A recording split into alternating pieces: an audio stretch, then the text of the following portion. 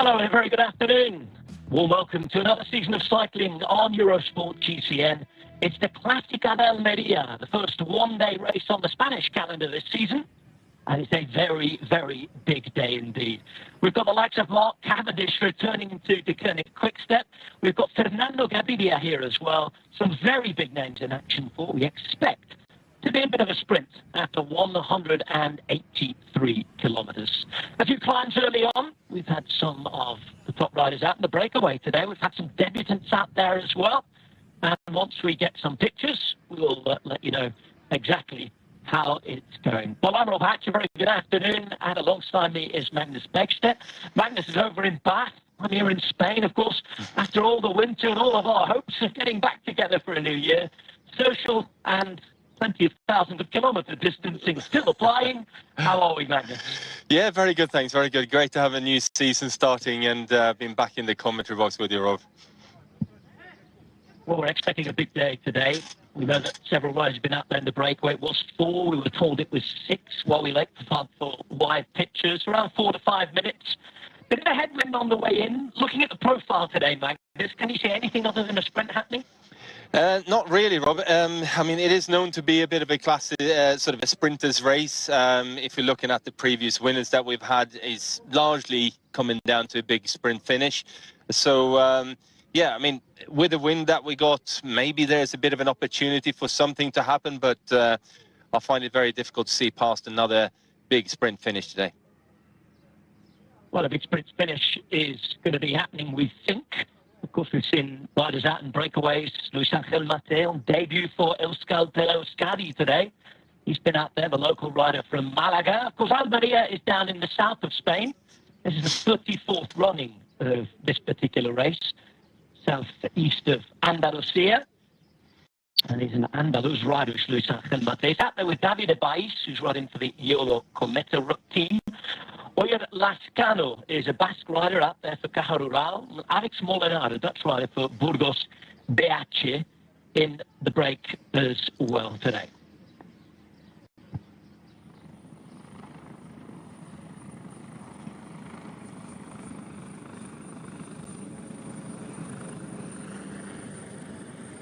Well, we're just waiting to hopefully get some live pictures for you. But we know that there's been a bit of a headwind towards the end today, or at least forecast. You'd say that might be advantage sprinters if that were to happen, Magnus.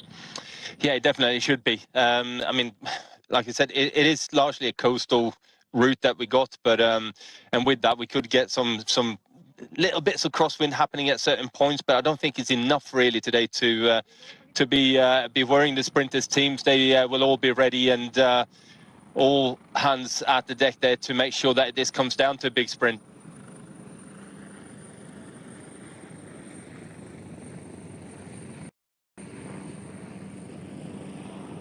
Well, this is what we can see up ahead.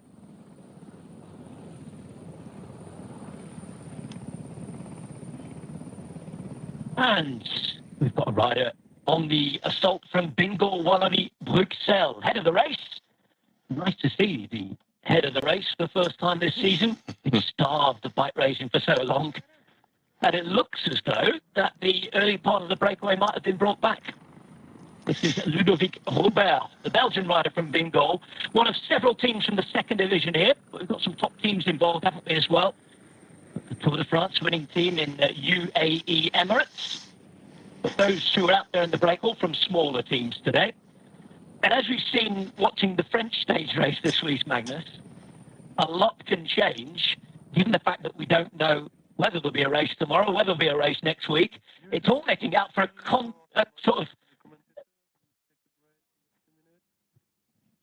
combination of different factors, and the fact that we don't know when they will be racing means everything's aggressive. It's like a continuation of 2020. Yeah, it's interesting to see how the teams have changed their strategy with racing and any kind of bike race, and every single team is flat out and trying to really to put their mark on the season as early as possible. And also interesting to see, you know, even some of the big Grand Tour riders are coming in already in very, very good form. And sort of wanting to show that they're ready and test the training that they've done over the winter season. Somewhat shorter winter than what we used to be seeing for professional riders, but nevertheless, it's still a winter season and some training that's been done, and all these guys are now ready to show what they got. Well, they're trying to do that now, as you can just see the palm trees in the background having a little bit of a blow. First part of the breakaway brought back.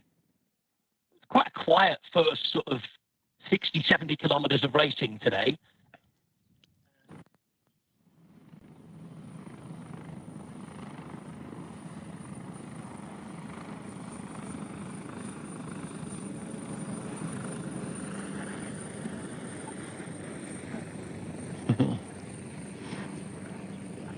Special day for him today. The last few years we've seen all the main sprinters out there. The last 2 years, Pascal Ackermann has been the victor, hasn't he? Even though he's not back looking for what would be an historic hat trick. This is a chance now with 74 kilometres to go to at least shake up the race and get some sponsor time, even if you aren't going to stop a sprint.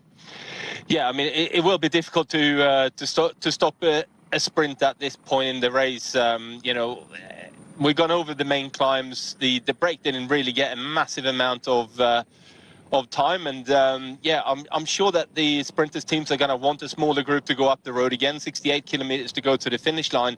It's too long to control a complete bunch as such, and with that, I think we'll definitely see a smaller group sort of drift up the road again. But I guess it's all to play for still, and it looks like, especially the Koenig Quickstep, looked very, very much to the fore there, and they're being ready for any crosswind sections as well.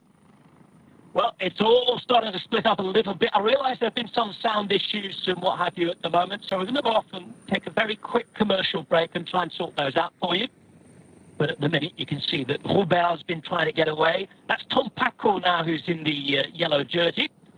And alongside him, having a go for the Kern Farmer team, is Diego Lopez. So attacks coming all the time.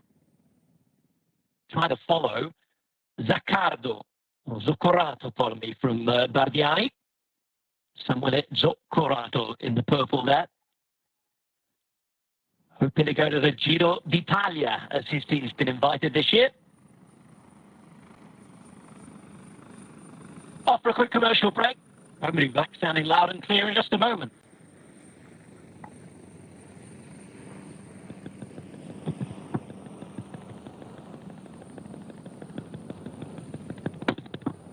Yes, I can hear you. Yes, but I'm afraid that's not my. That's nothing I can do. It's the same setup as always here.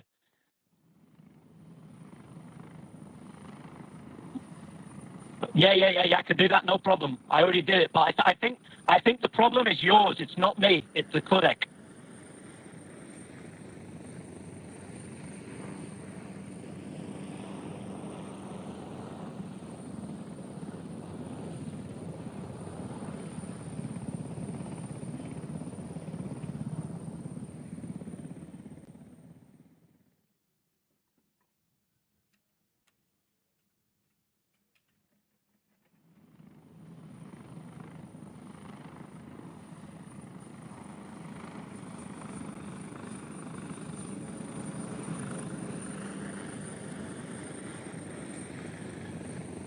So as we got, what is it, just under 65 kilometers to go here now. Still this big breakaway that we had this morning being called back, and as we said earlier, it seems like it's a bit too big of a bunch to control on these flatter roads now towards the finish, and it looks very much like the bunch wants to let a group go up the road, but as per usual, as we see so many times in at the start of a race, it's difficult to let the right riders go up the road and get that configuration set up and that everyone is happy with. And looks like one of the Iolo Cometa riders trying to go clear there. The relatively new team from Ivan Basso and Alberto Contador that's running that particular setup. And this looks like it's a nice little group now that's just drifting clear. 3-4 riders is pretty much what you'd want at this particular point in the race, and with that, then the sprinters teams can definitely start to control this a little bit more. As we said, big sort of start to the day, really, with a couple of a second category climb, two third category climbs, and a fourth category climb as well that's coming up. But with that, most of these roads are relatively wide open as well and exposed to the wind, so any little drift that we got around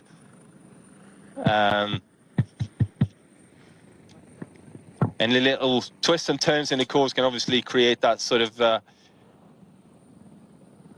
crosswind section that's so dangerous for all of the riders.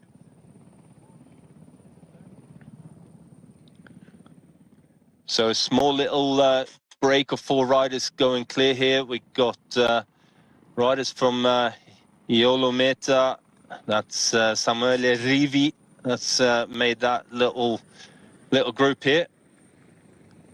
Looks like Angel Lewis as well, that's gone in there for Cajaral. Actually, Burgos, sorry. But now definitely this group looks like it's going to go clear, and we got a little bit more order back into the peloton again as we're settled down here with around about 60 kilometers to go to the finish. And as a sprinters team, I think you'd be very, very happy to see this particular scenario play out in front of you again, just to make sure that you're not having to cope with all of the attacks all of the time. Beautiful pictures along the seafront here. So we got Zoccarato in here as well from Bardiani CSF.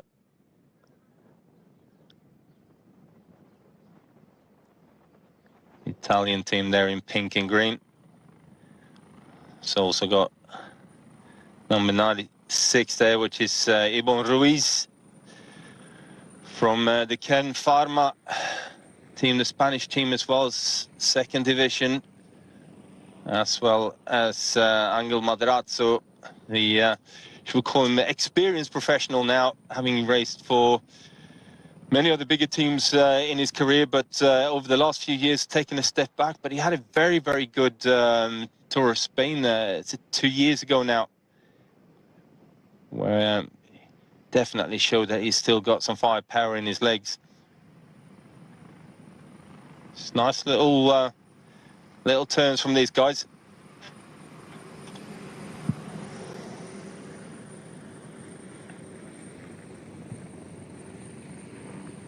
Obviously really, really important for these smaller teams, especially I'm thinking Iolo Cometa and Can Pharma and to a certain extent Burgos Biacas to get into these breakaway late into the stage as well.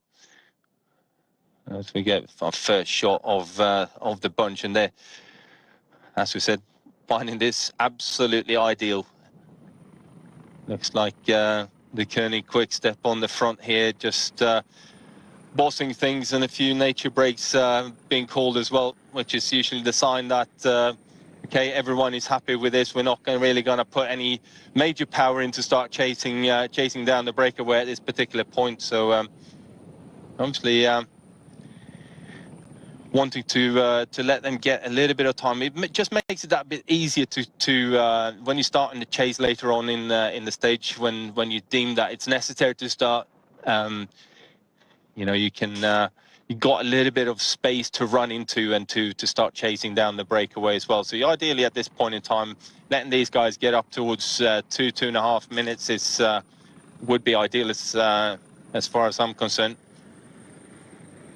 Still very much, as we said earlier, a sprinter's classic, this one always has been. And if you go back and look at the last few editions, Pascal Ackermann having won it twice, with Kittel and Christoph in second place on the those two particular years. Caleb Ewan, Magnus Cort, Lee Howard, Mark Cavendish, Sam Bennett, Mark Renshaw, Michael Matthews.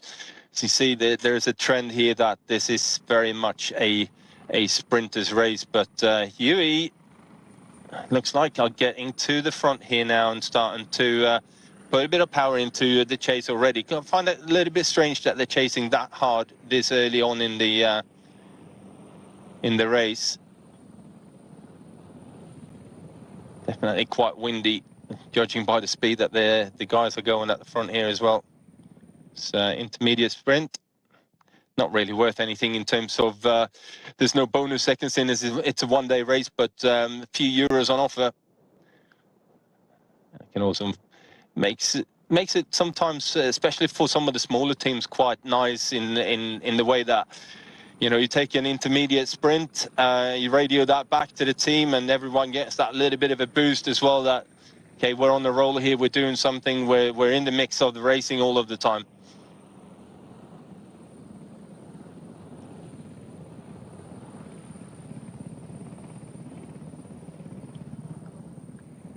In terms of sprinters today, and why we're seeing UE Team Emirates on the front there, it's definitely for Fernando Gaviria, who I think could do with a win very, very early on in the season to get his winning tally up on the way.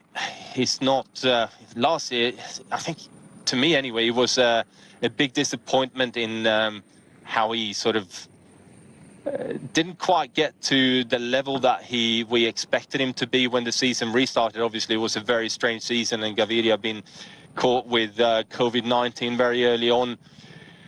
And for his sake, I hope that he can get up and running here and at least deliver a solid result. I think that would give him a bit of confidence that he's on the right track and on the way back to his former level.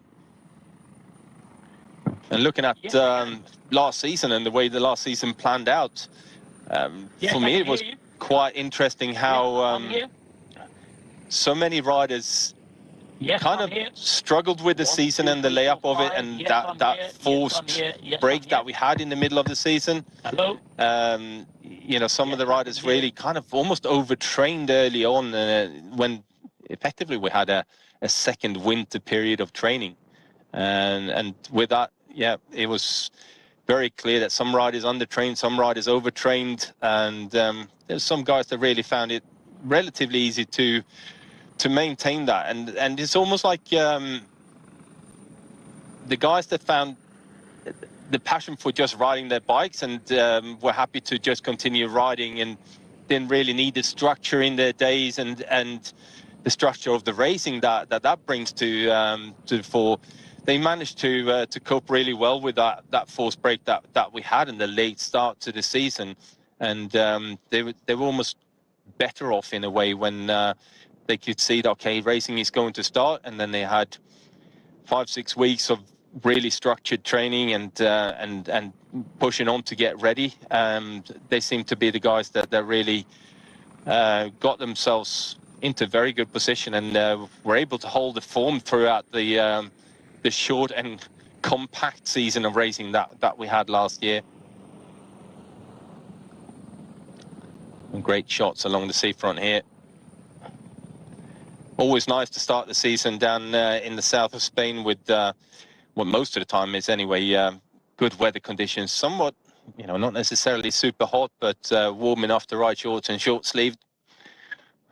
Certainly when I was racing is something that I definitely enjoyed. The getting started on dry roads and warm weather just made you feel a little bit safe. It kind of got you around the first couple of days of sort of finding your way around the peloton and getting used to having 180 riders around you again. Somewhat easier to deal with rather than going straight into some cold, wet, hard racing up in the northern part of Europe.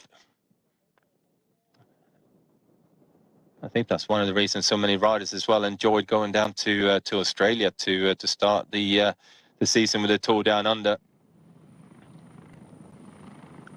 Although especially in the early incarnations, that was almost felt a bit like a training race, but it became a very big race very, very quickly. Obviously World Tour race in the last number of years now.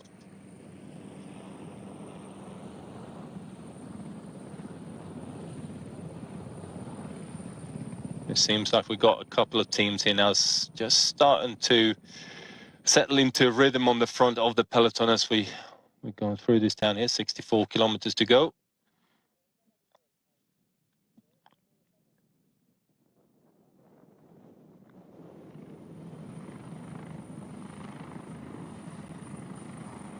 So still got one fourth category climb to deal with.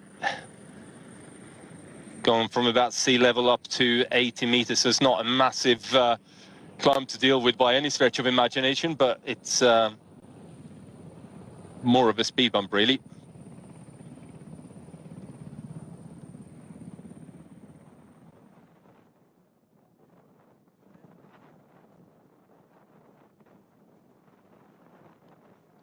So, Madrazo, you can see just tucking his food wrapper up under the jersey. Good lad. Making sure we don't do any littering out there.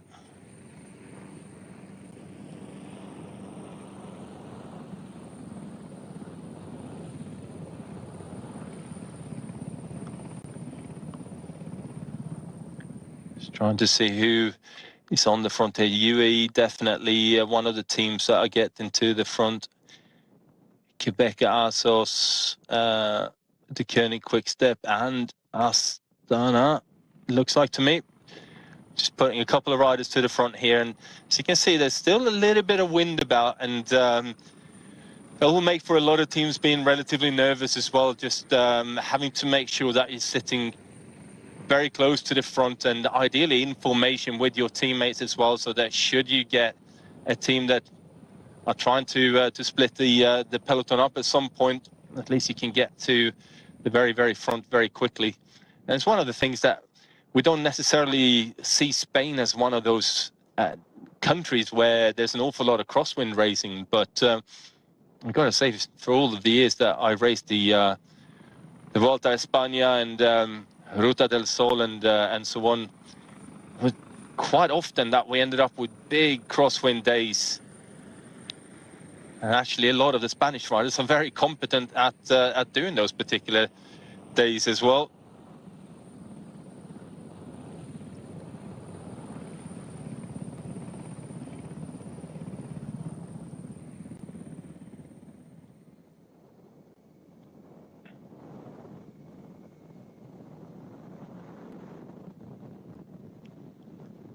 Good little shot of the disc brakes there. That still some debate on, and I think it's quite interesting to hear Chris Froome's take on the fact that he's now had to go across to start riding disc brakes, and how he felt that they were working and or not working in his particular case. He is finding it somewhat difficult to get across and get used to it, but as I said, they're definitely here to stay.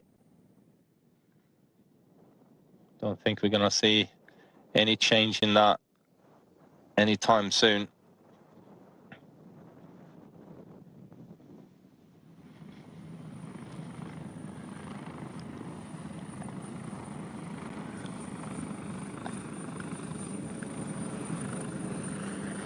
These guys are definitely looking like they're finding a good rhythm out here. Madrazo, they're from in the purple for Burgos Biaca, who's did 3 years with Movistar, and well, and as well as the previous incarnation when it was Esteban as well. So a number of years on those bigger teams, and then took a step back to Caja Rural, Delta Marseille, and then now over the last 3 years with Burgos. Won a stage in Tour of Spain back in 2019.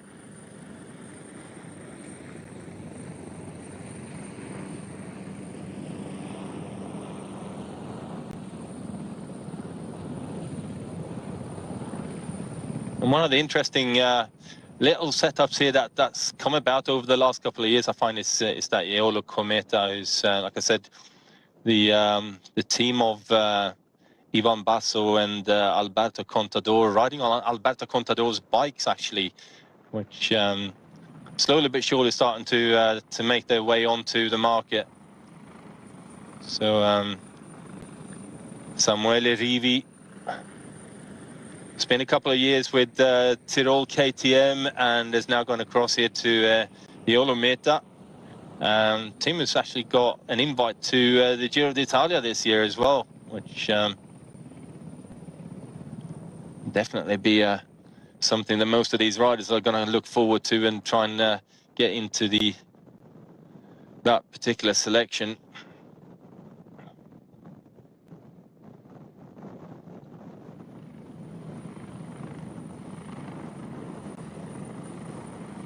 So Samuele Rivi there, who's I think one of the top results that he's got here is, to me anyway, is the 4th place in the national championships in Italy in the under-23 in the individual time trial. So clearly a man who enjoys these kind of rides out in the breakaway and just plugging away in the wind.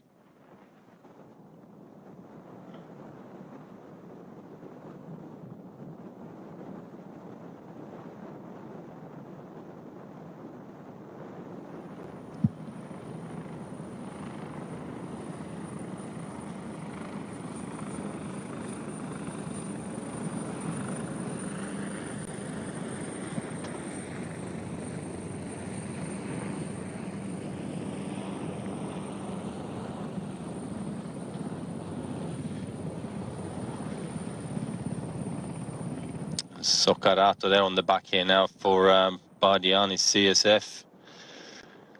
He's got a 2-year contract with them, having moved across from Team Kolpak for this season. So new at the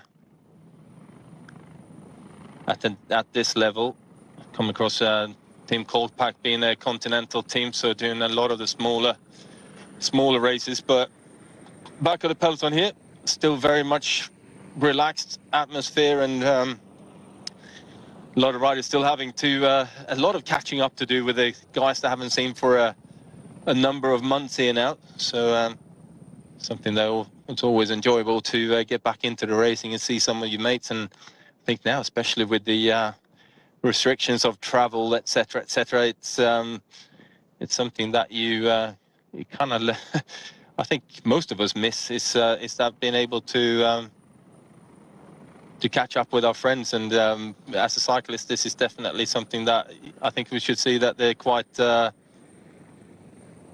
fortunate to be able to do, really. Not much talking going up front, though.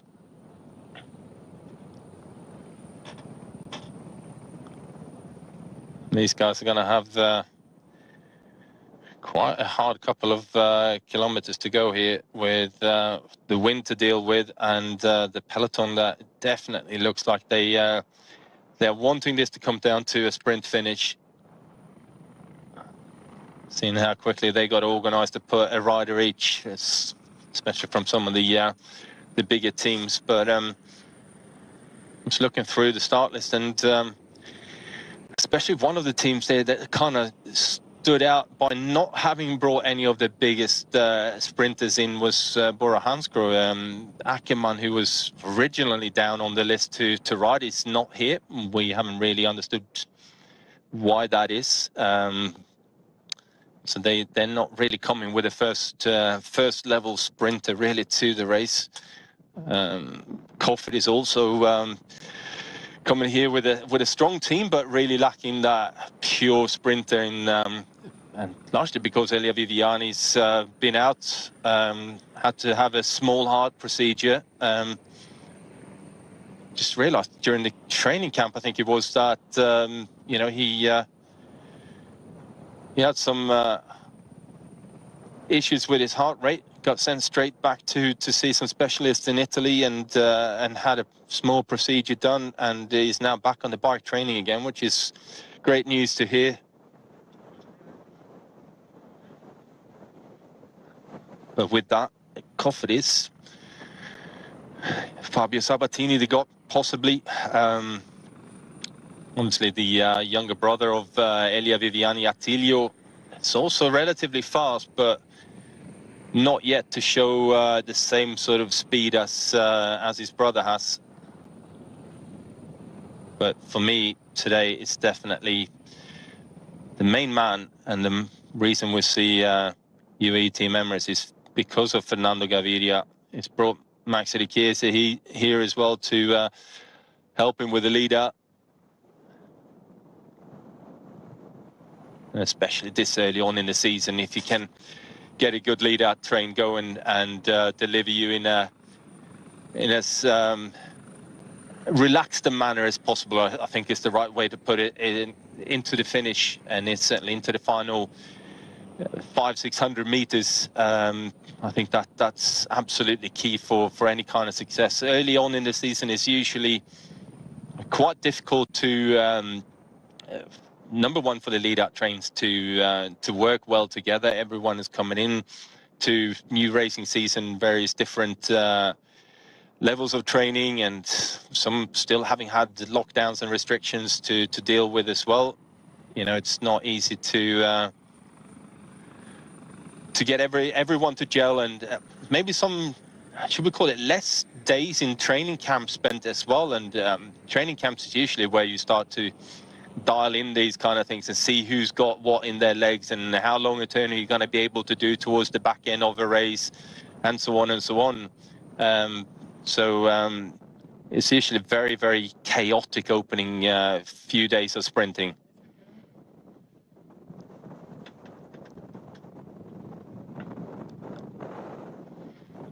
But the Koenig Quick-Step on the front here now. We've got Alvaro Hodge, Mark Cavendish in here. We're going to go for a quick commercial break, and hopefully we'll be back and see if Rob can join us again as well.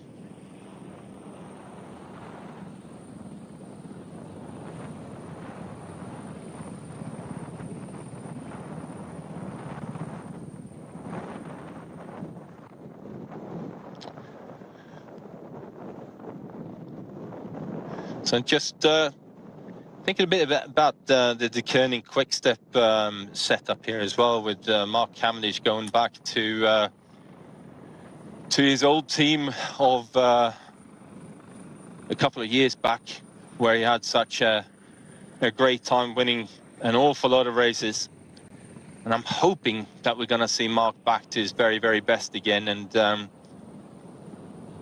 I think especially having such a winning team around him, I think that means there's a bit less pressure on Mark to deliver the big wins, and hopefully that's the right environment for him to really start finding his confidence again, and being able to get back. As something that I miss for sure is to see him not necessarily winning, but performing at his best level.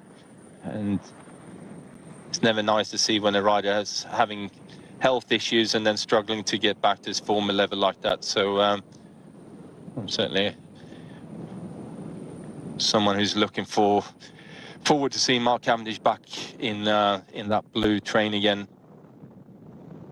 As I said, they brought Alvaro Hodge, who in his own right is obviously very, very fast, but I wonder whether it's a Hodge kind of sprint. He usually tends to favor the slightly hillier run-ins and slightly more difficult finishes. But saying so, a couple of years back he was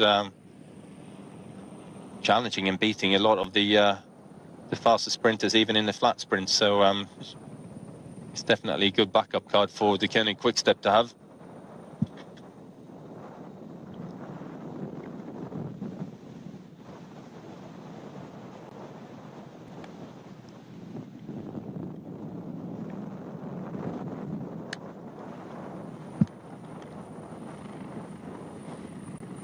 But 55 Ks to go. These guys are definitely working very hard on the front here. Not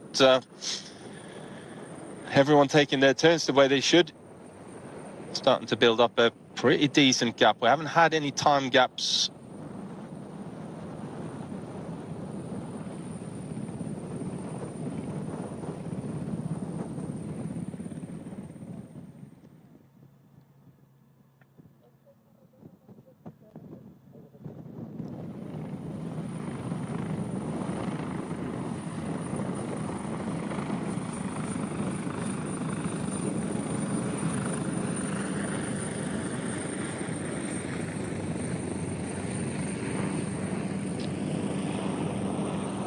So as I said, about 55 kilometers to go of today's race, the Classica de Almeria, down in the south of Spain here. Got 4 riders up in a breakaway. And those 4 riders are Samuele Soccarato, we got Angel Madrazo, Samuele Rivi, and Ibon Ruiz. Haven't really got a time gap for them yet, but they're definitely working hard out front, and I go by what we can see on screen. It's going to be well over a minute. As all of the main teams here that have brought sprinters here are now up and starting to control things again. Team Quebec Assos on the front there, having put a rider up on the front. Giacomo Nizzolo here as well today, having brought Max Walscheid. That's probably one of the lead-up men, I would say, for Nizzolo today. They're definitely going to want this to come down to a sprint finish. Nizzolo having raced already in Etoile de Bessèges, having a couple of well, at one podium finish and the 4th place as well on the second stage. It's all the European champion, so look out for that particular jersey as well when we get in closer towards the finish.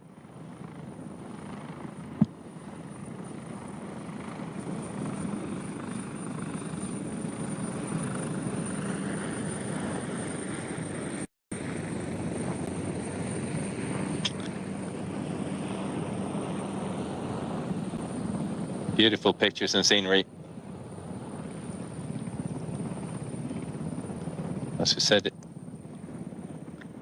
wind not necessarily coming from the right direction today to cause any real drama for the riders, but you never know when you're running along the seafront like this. Any slight change in direction can definitely cause a bit of a crosswind section.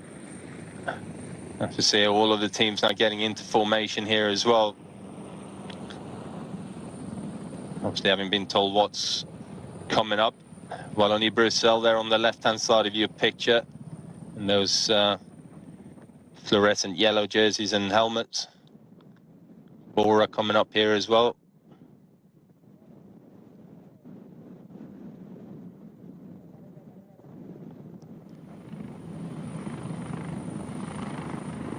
Still these 4 riders out in the front.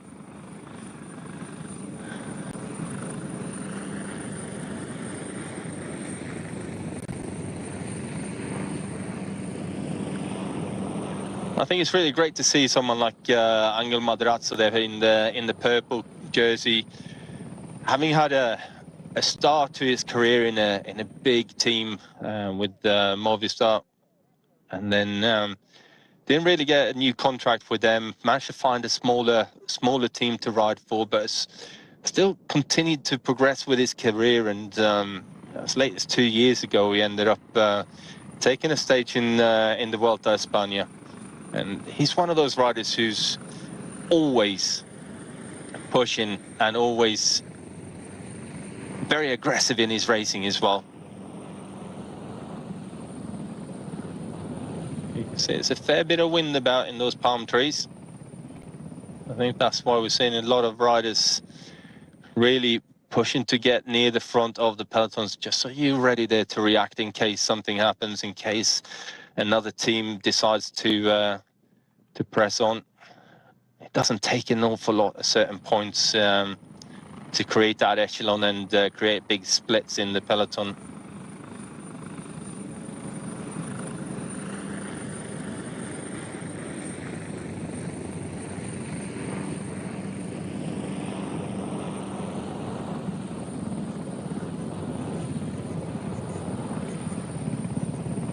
Coming up towards that 4th category climb here.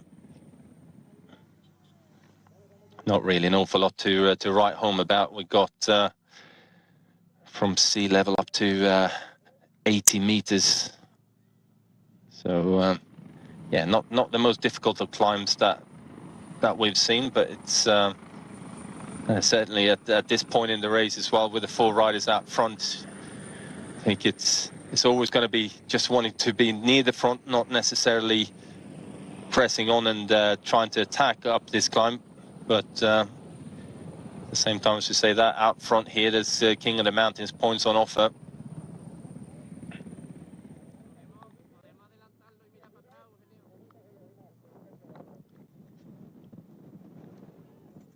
Samuel Rivi, who's making a little bit of a move through that roundabout there and just opening up a few bike lengths.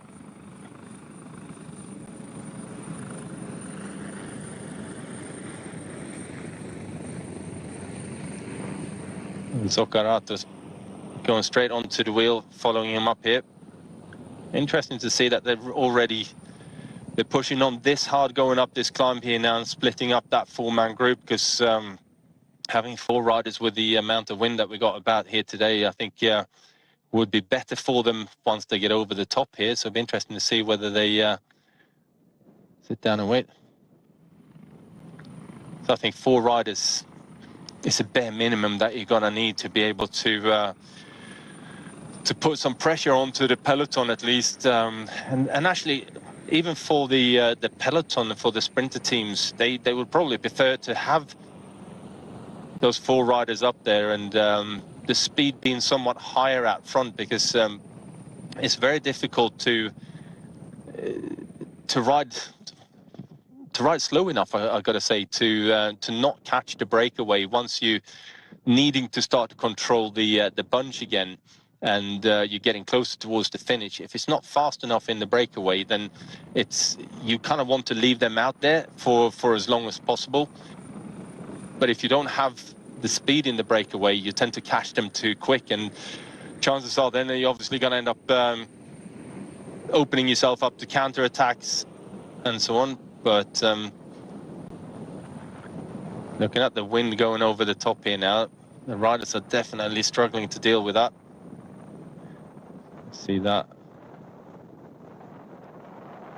It's about 30-40 seconds back to the peloton from the second group of, or second duo on the road, really.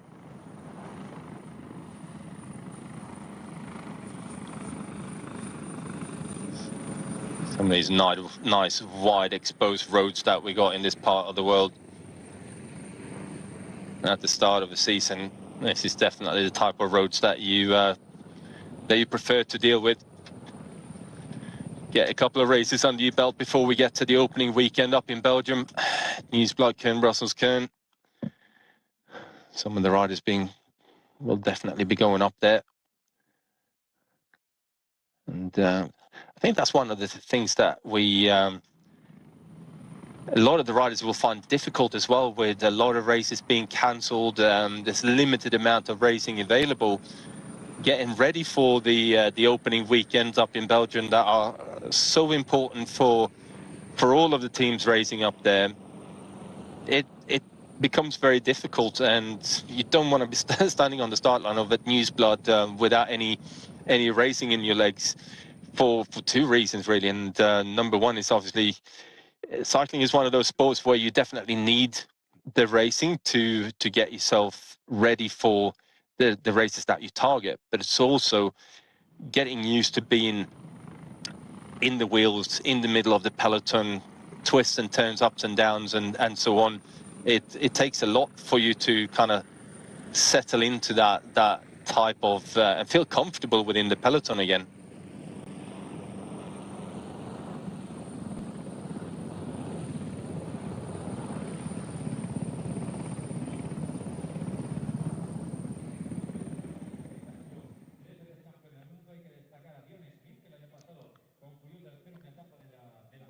Two riders out front then, Zoccarato and Rivi, having gone out there. The other 2 have just been caught back by the peloton. But this is not easy for these 2 either, with the roads being as straight and exposed as they are, a little bit of wind about, just means that the peloton tends to go that bit quicker.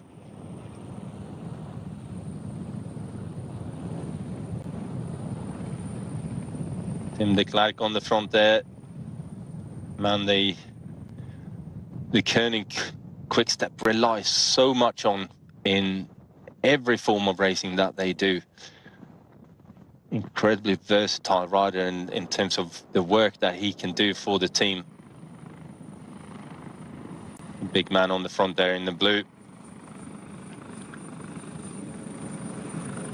So we spot Mark Cavendish for the first time there as well.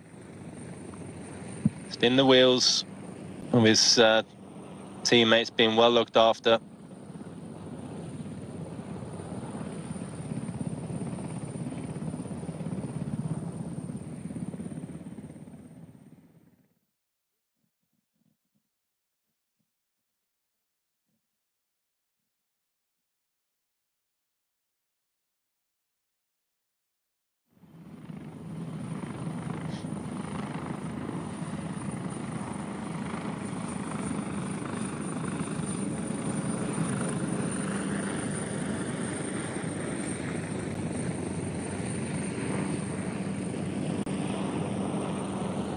Looking at a few of the other riders that we potentially could have coming into today's stage as well that we should keep an eye on, and young British rider there, Gabs Calais, I think from running for Movistar, I think he would be the man that they would ride for today.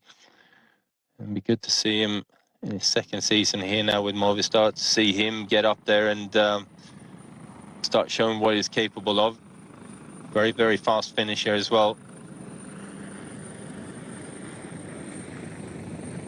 And also in terms of, we've been mentioning Iolo Cometa, we've not got another British rider there, John Archibald, making his European debut in the pro peloton here. Super fast individual pursuiter and team pursuiter. So they've definitely got a man who can do some fast turns in the final kilometers if they need so for their sprinter.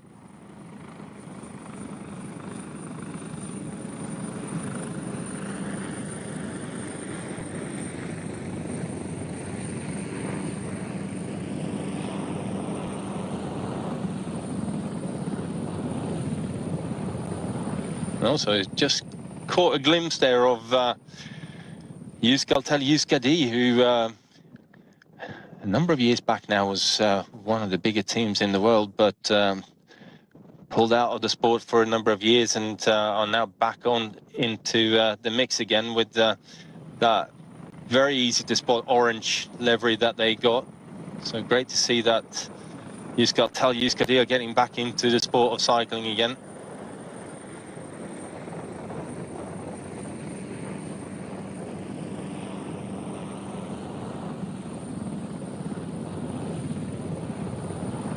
I was talking with Rob Hatch before the race started as well, considering that this is a bit of a sprinter's classic, really, in terms of one-day races in Spain. It's still lacking some of the bigger names in terms of sprinters at the race here, and especially with Bora Hansgrohe Cofidis not having brought their big sprinters with them. I don't think that's going to make it for any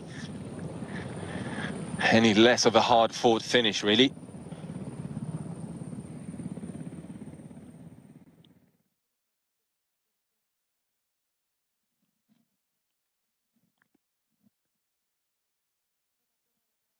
Interesting landscape here.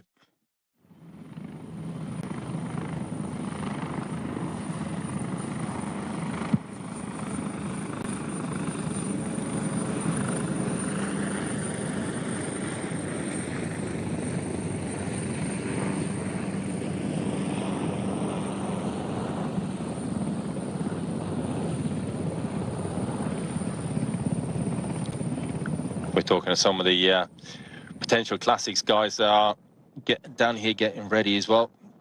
One of the riders that's really been plagued by injuries and bad luck for a number of seasons now, Niki Terpstra for Team Total Direct Energy. He's here as well, just building up for the classic season. Rode down in the Étoile de Bessèges, but I think more getting some race kilometers in his legs. Didn't really, well, just about broke out inside the top 100 on the individual time trial. So whether it's still 100% or whether it's just, yeah, get on the start line, build some race kilometers, add a few extra kilometers after the stages as well, just to get that big block of training and some race kilometers in your legs before we head up north up to Belgium. Certainly one rider that I hope will find his way back again to his previous level, because when he was with the Koenig Quick-Step, he was one of the main man, obviously previous winner of Flanders and Roubaix.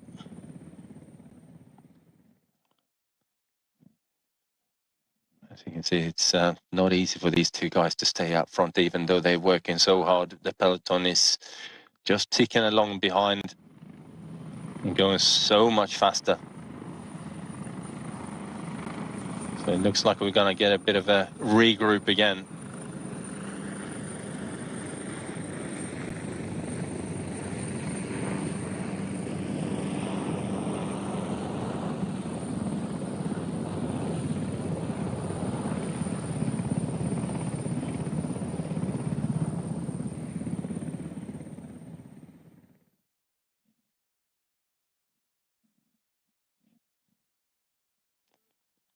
Still pressing on, still wanting to stay clear there, but as you can see, the gap it's too small for them to really, unless the peloton decides to sit up again. And that's one of the problems that you have as a small group that goes up the road relatively late like this. You're always in the hands of the peloton. Whatever they decide to do is, you know, there's nothing much that you can do against them, because as a group of 2, even 4, 6, 8 riders, it's so difficult to stay away from the peloton. Once they've decided that they want a sprint finish like this and they're committing riders, then yeah, it's amazing how much faster the peloton will travel.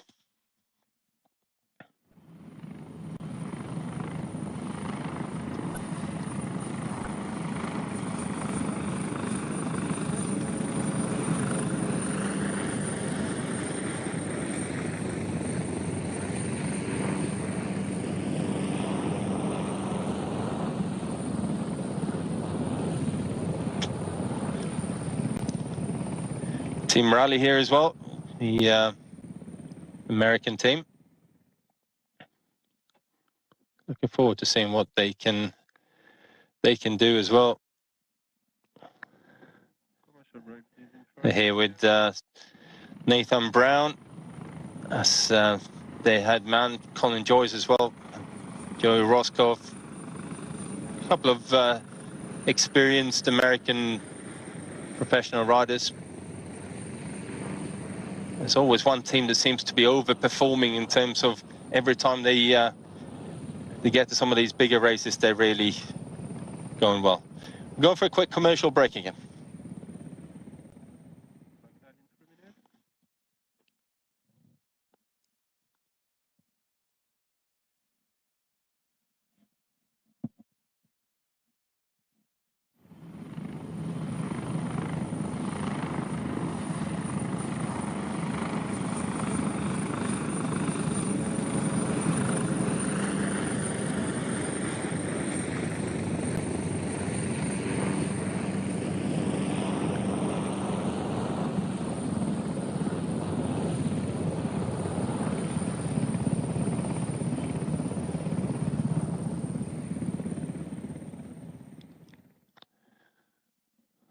These two guys are still persevering out front, although with that very, very small gap that they got now. Still be a good effort by Zoccarato and Rivi.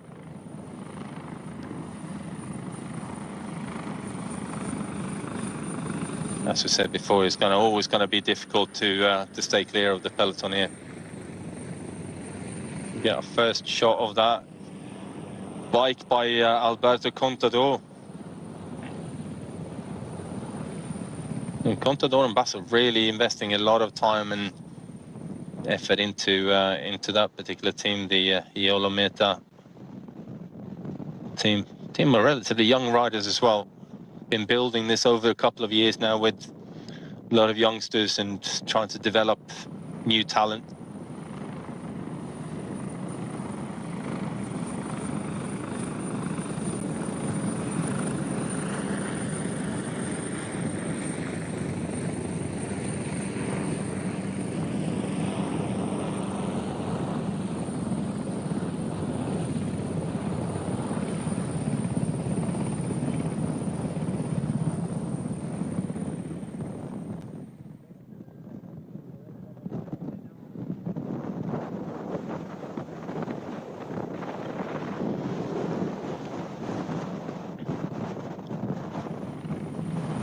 Looking forward to seeing what Team Bike Exchange can get up to today as well. Not really brought a pure sprinter to today, but more I think looking to get racing on the way, get some race kilometers in their legs.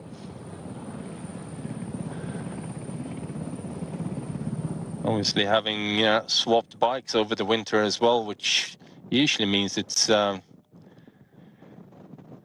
always interesting when you make a bike swap in terms of changing brands and so on, getting into the peloton the first time on that. It just happens a little bit different.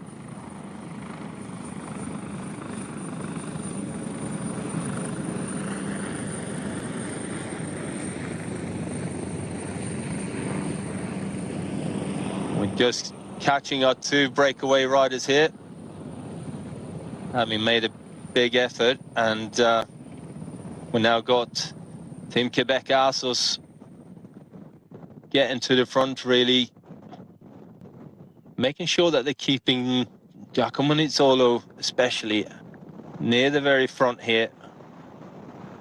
I think it definitely will be him that they're working for today. Victor Campanats, the world hour record holder, doing a lot of the work out there. They've really,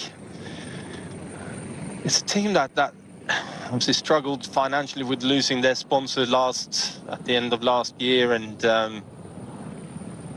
lost quite a few riders as well, so they had to really rebuild, and done a great job in keeping some of the riders in Giacomo Nizzolo, Max Walscheid and Victor Campanats, some riders who really committed to staying with the team.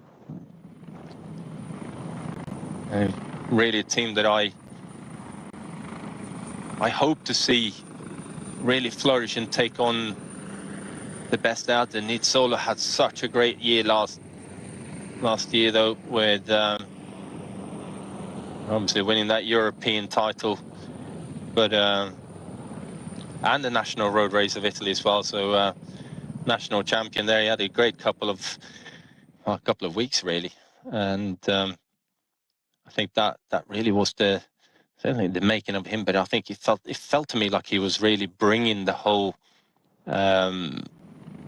team up as well, and lifting them to a completely different level. And then he had some pretty good results in Sevi, who early on in the Tour de France, was third here, 7th on the opening stage there in Nice, before things went a little bit south with a couple of crashes. So let's just see if Quebec Assos here can deliver something today. But it's great to see them getting to the front and really taking charge of their racing. Seeing Nizzolo on the right there, just talking into the microphone and instructing his teammates.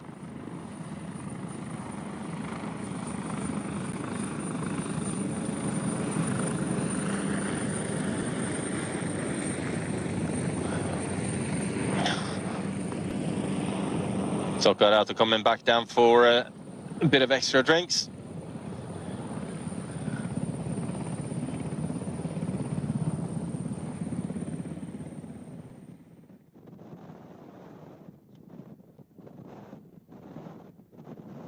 few instructions as well.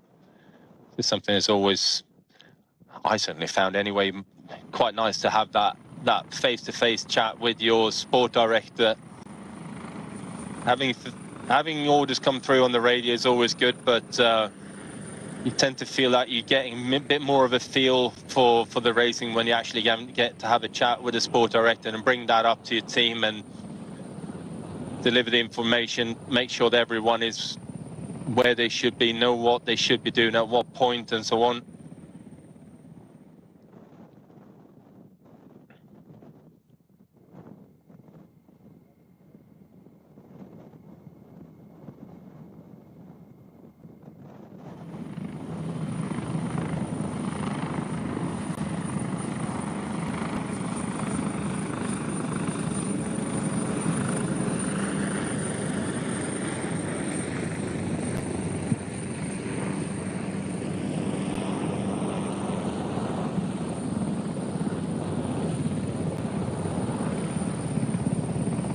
So many of the teams here now starting to get into formation as well.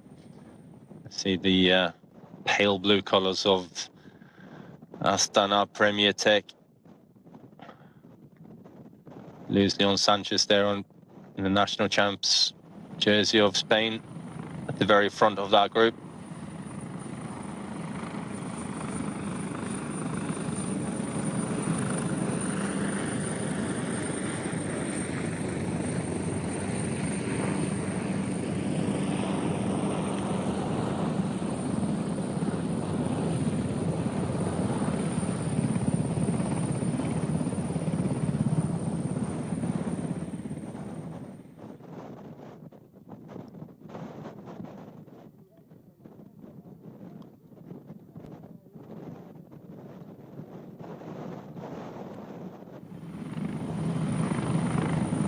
A few of the riders there from Bingo, Wallonie, Bruxelles, moving up on the right-hand side.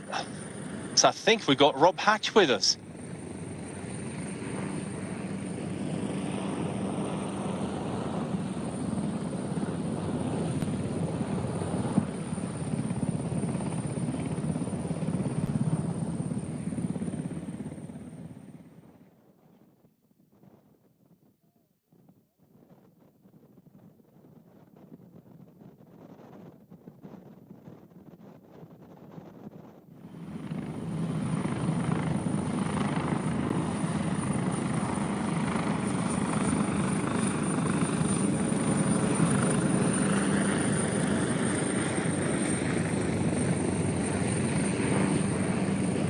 Russia.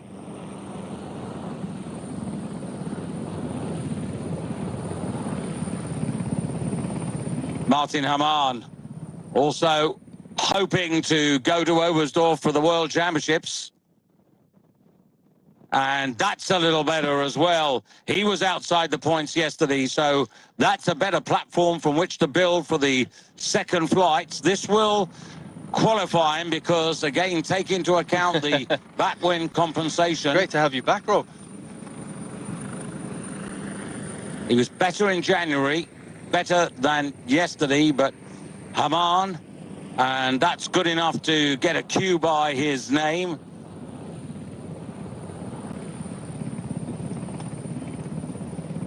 And bib 30. Yeah.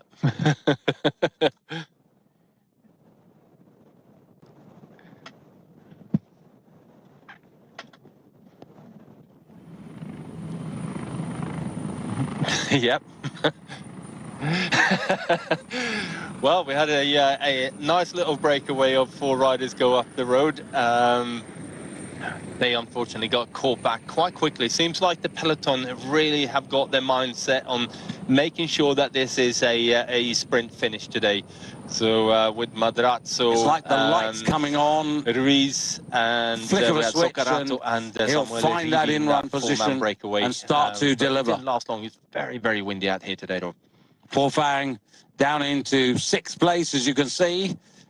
Yeah, it definitely only is 5 mostly points headwind. off, and that's because of and I think that's the 20 why points it of was so backwind difficult for those guys compensation to stay again. out So there as well. there's But a lot of artificiality looking at in how a the sense. peloton is forming itself, I think everyone is somewhat worried about there might be in a little bit of a crosswind section at some point. You see the teams very much moving in formation towards the front and trying to really keep themselves not necessarily on the front, but very, very near to it.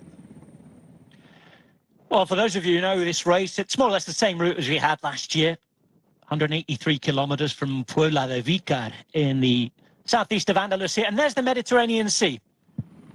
There is the Mediterranean Sea in the background. We'll be back here in the Vuelta a España, by the way, this year. We've got Roquetas del Mar, where we finished today. That'll be a start town for a stage later on. And here, I'm just going to cut off that looking ahead to the Vuelta, because this is exactly what you were talking about, Magnus. It's like watching the classics in the north of Europe before we even get there. Yeah. Lots of nerves, everybody out there in team order.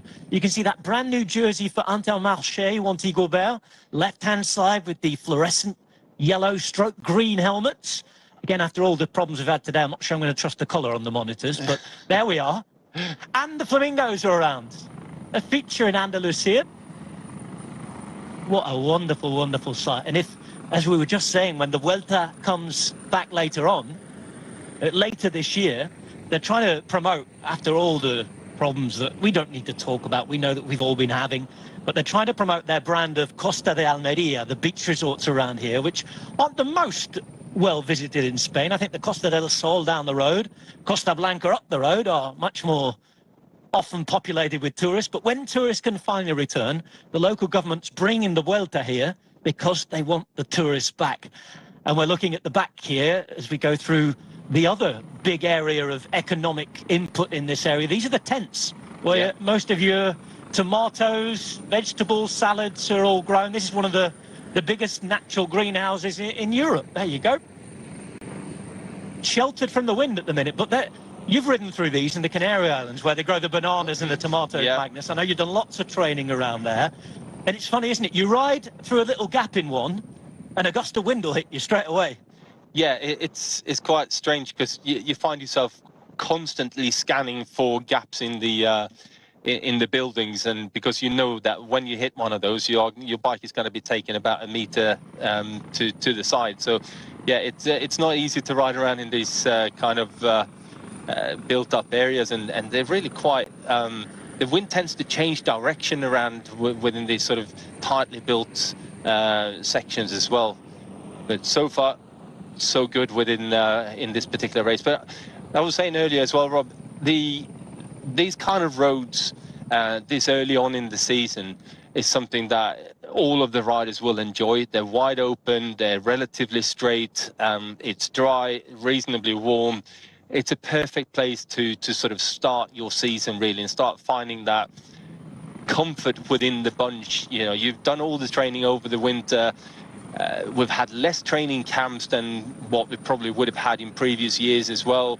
And with that, you haven't really had that time with a lot of riders around you. So finding that sort of comfort in the wheels and having people around you again, these roads kind of, they're perfect for that. And especially as we're now getting very, very close to the opening weekend up in Belgium, where things will be vastly different, let's put it that way.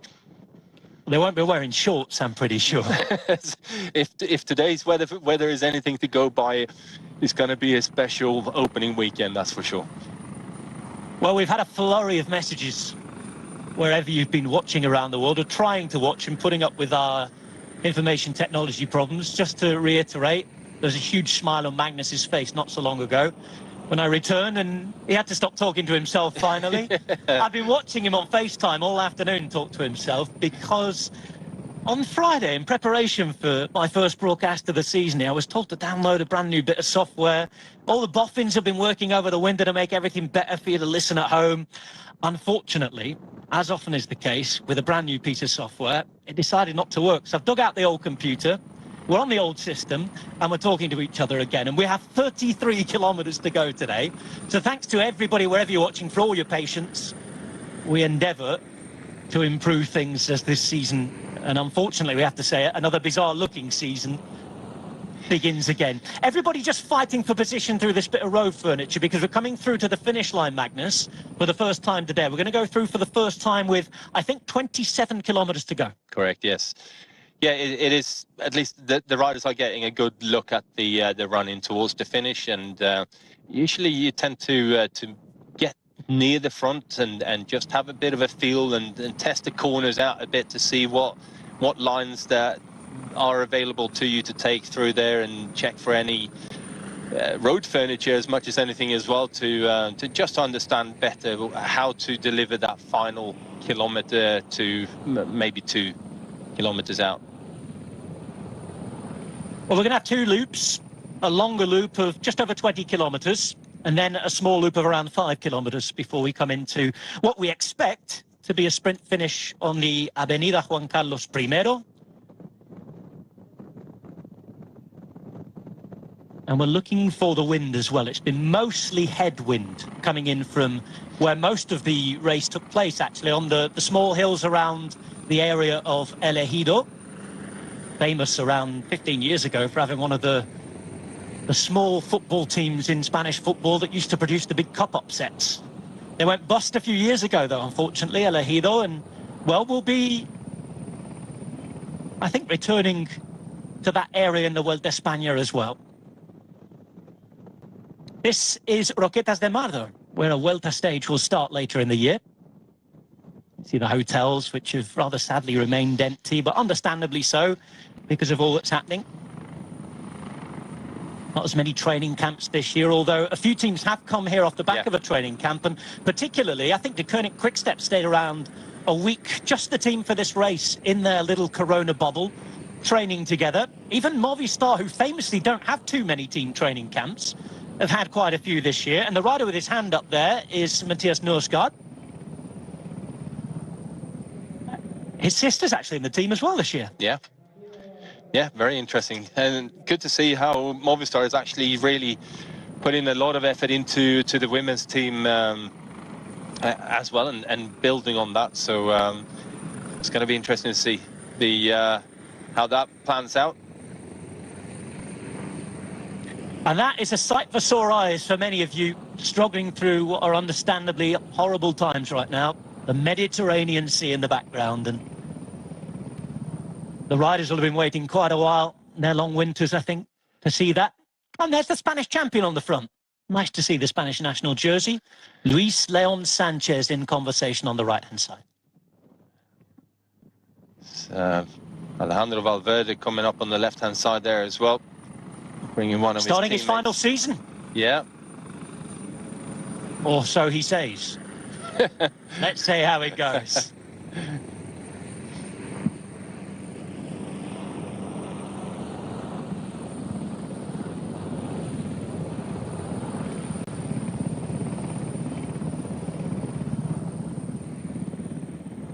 Nervous lookouts for all the road furniture.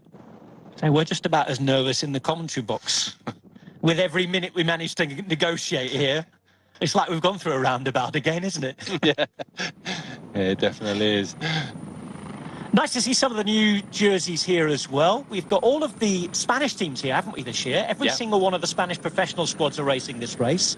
And we've got Equipo Kern Pharma, who've moved up from third to second division.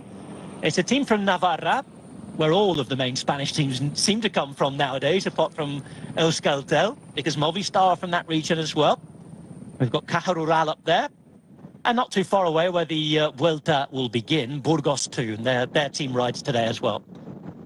But Ken Pharma are an interesting team. They've got a lot of really good, talented young riders that have come through what was the old Lisarte development team, as we see those horrible bollards that everybody's trying to get out the way of.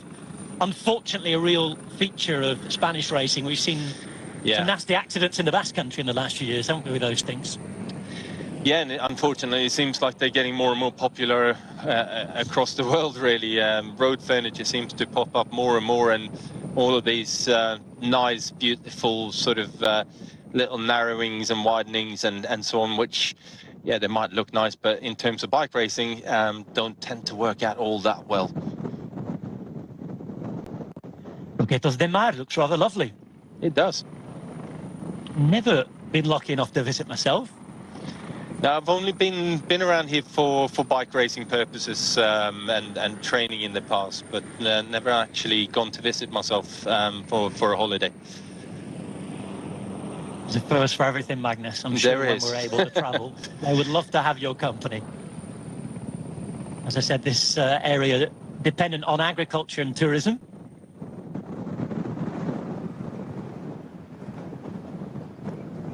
And here comes the UAE Emirates team. One of the favourites for the race, if not the favourite, you'd have to say, in Fernando Gaviria. Yeah, on paper, definitely they should be the favourite team. And I was saying, I really hope that Fernando Gaviria gets off to a good start. Oh dear, oh dear. Somebody down on the right side there. Sorry to interrupt, Magnus. And going down with the rider number 55, who's Wout van Hof, is the number 26 from Cofidis, and that's Kenneth van Bilsen. So it's two Belgians, two Flemish riders who've gone down. Thankfully, both about to get back on their bikes.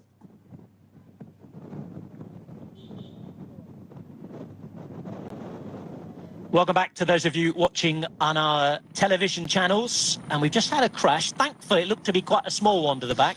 Wout van Hof riding for Sport Vlaanderen Baloise, the famous Flemish development team. It's got a lot of track riders actually riding on the road here today. The old wily old fox Kenny de Keertela's riding, but it was his colleague Wout van Hof who went down with this man, who we know from the road for quite a while now, and he's a guy who'll be hoping to be in form in the next few weeks with the classics coming up. It's Kenneth van Bilsen of Cofidis, and it looked like it could have been a lot worse, that, Magnus, and I think only the two guys affected at the back. Yeah, it didn't look like a particularly high-speed crash, but sometimes those slower crashes are actually more painful than the higher-speed ones. But thankfully, like you said, none of them looked to be hurt, and are both are back on the bike again. So that's ultimately the key thing at this particular stage in the season as well, is if you're going to have a bump, let it be a minor one, so that you can get back on the bike and continue again. Because I've said we've got such an important period coming up, and with the racing up in Belgium as well, you just don't want to go into those races with any sort of minor injuries. Age Desert, I was going to say La Mondiale, but Citroën. We'll get there in the end. It'll only take us 6 months to get all the names right, Maggie. Yeah, isn't it Age Desert La Mondiale Citroën? Oh, don't confuse me now. Don't confuse me now. I've got Age Desert Citroën team written down, but yes, La Mondiale is the sort of second part of the Age Desert company. Yes. Which hasn't changed. That's still an insurance company. Yeah. And Bora Hansgrohe, we're approaching the finish line for the first time, just on the right-hand side. We thought they'd be coming here in search of history today, because they had Pascal Ackermann, who was a winner last year, Pascal Ackermann, who was a winner the year before. This year, Pascal Ackermann's not racing, but they do have two fast men in Martin Laas, the Estonian rider, and the young Jordi Meus, the young Belgian, who is starting out as well. And I guess we'll have to wait and see where they hedge their bets today.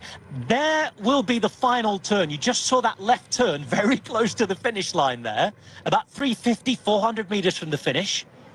Not too big of a pace just yet, but they're getting a look at it for the first time here. And there are those blue jerseys of the Koenig Quick-Step. Mark Cavendish is the Koenig Quick-Step now. He is. And I'm really looking forward to seeing what Mark Cavendish can do. But this finish is really quite difficult in that you have that corner that you just pointed out, Rob, with about 350, 400 to go. But then you got that long sweeping right-hand bend as well with, what is it, 100 meters to the line. So getting your sprint timed is going to be absolutely key, and you've got to go into that right-hand sweep at first, really. You can choose your line and make everyone have to go around you the long way. And I think something as simple as hitting the timing for that right-hand bend when you open up your sprint is going to be key to winning the race.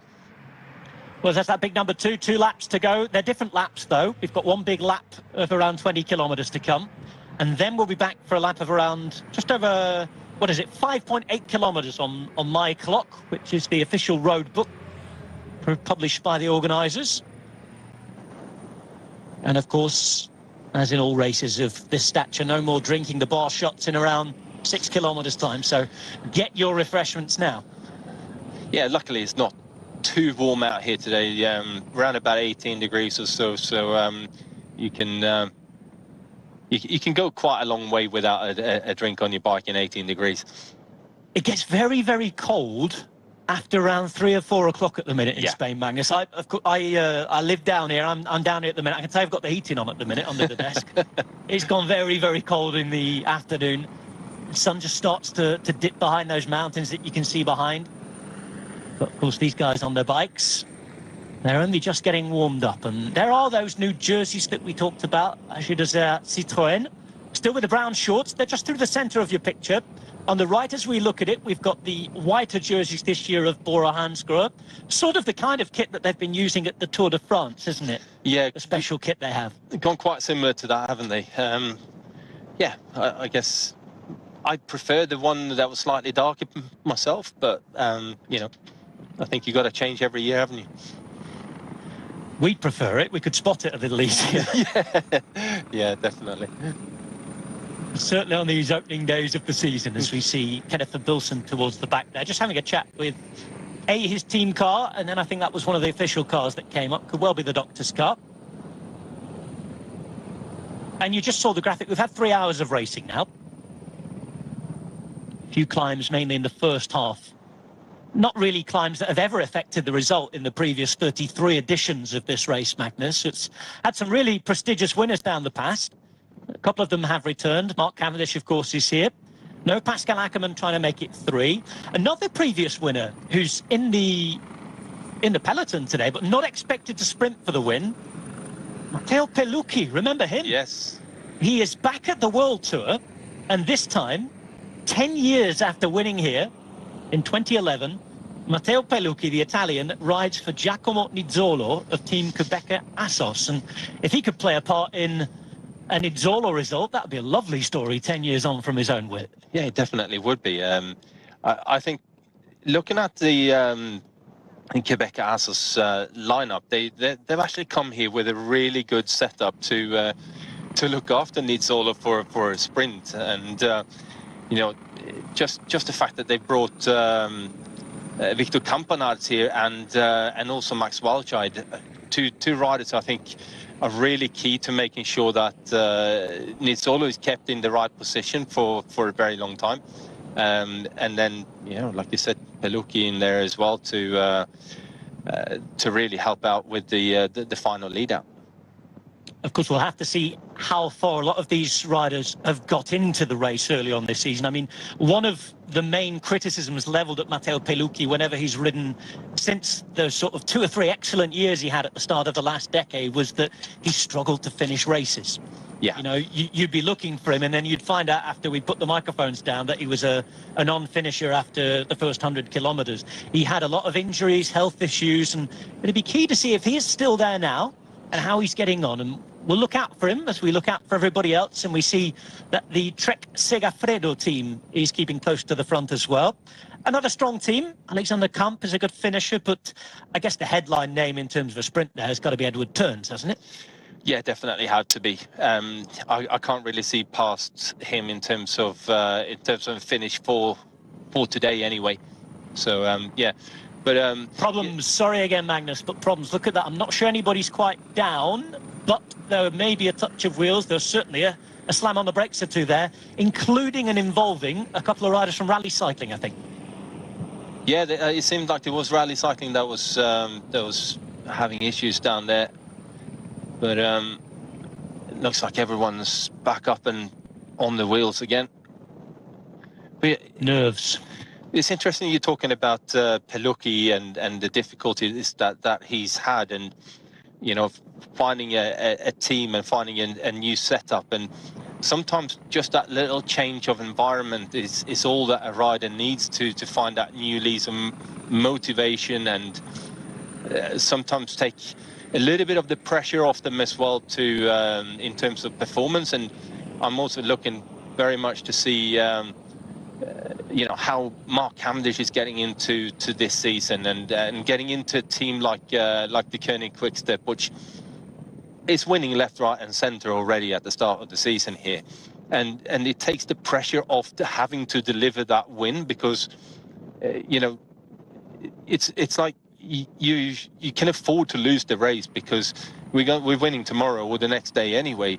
So it's not like you're carrying the whole weight of the whole team, which I think Mark has done over the last couple of years with underlying health issues and so on. So getting back into a team that he was really good in, and is winning all the time, I think it will take some of the pressure off Mark, and I hope that is going to be the key to seeing him back at his very best again and performing at a top level. And even here today, you know, they got Alvaro Hodge in here, who's fast enough in a sprint to win this race. But Mark is there as well as a sprinter, and they're looking after him like a sprinter today. So it'd be good to see who they're going to end up actually choosing to ride for, and how it's all going to be set up. Mark Cavendish sits at the back there of that little set of the Koenig Quick-Step riders, just behind Florian Sénéchal. Now, when the team lined up and presented their 7-rider squad to the press, they always send a little photo out of the team with the leader in the centre. Yep. Or who we presume to be the leader in the centre. Presume, yeah. All the pressure was taken off Mark Cavendish, who, by the way, is wearing 121 there in the dark blue shorts and the royal blue jersey of the Koenig Quick-Step. Looking good there towards the end and approaching the final 20 kilometres. But Florian Sénéchal, the French rider, he is a strong sprinter. Yep. He's more of a classics rider, you'd say, but he's a strong sprinter as well. He wears 1-2-3. He wears 1-2-4, pardon me, but Alvaro Hodge wears 1-2-3. Sénéchal was actually centre of that picture, so I wonder if they were either having us on or trying to tell us that Sénéchal was the designated leader for the day. We shall see. I think we'll have to wait and see on that one. But yeah, I think it's, even if they are deliberately taking the pressure off Mark, I think that's a smart move to do so. Obviously, we're all still going to talk about him because it is Mark Cavendish at the end of the day, and but I hope that we see Mark back to something near his very, very best. Whether he ends up winning a load more Tour de France stages or not, just seeing him perform at a good level again, I think that would make me very happy.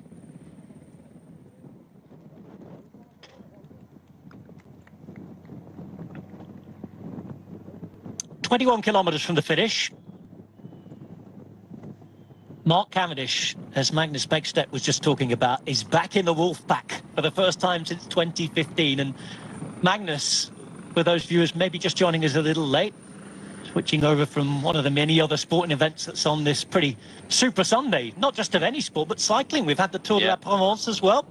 And if you're watching on our digital services, remember you can watch that on demand if you've missed it. But Cavendish is in the right place if we ever are going to see him win again. And I think, as we see his team start to take control now with Tim de Klerk, if we are to see him do that again, he's in the right place. I think the basic thing is the way he was at the end of last season, how the emotion he showed, the love for the sport, the tears that were coming down his face when he realised that it might be it, as it might be it here with his team putting the hammer down.